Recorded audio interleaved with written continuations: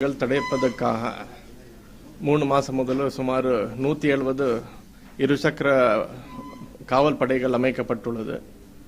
இந்த காவல் படைகள் கொடுத்த தகவல் மற்றும் விசாரணை அடிப்படையில் போன 3 மாதத்தில் சுமார் 20 முக்கியமான குற்றவாளிகள் கைது பண்ணியிருக்கிறாங்க.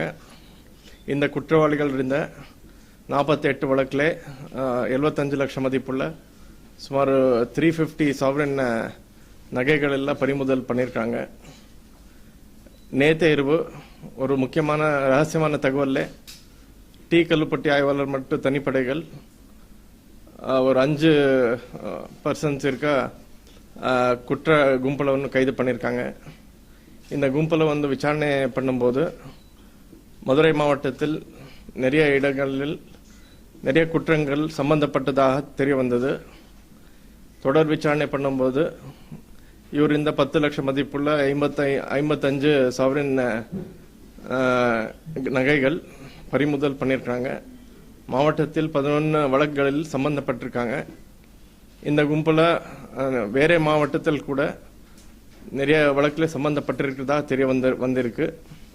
இது தொடர்பாக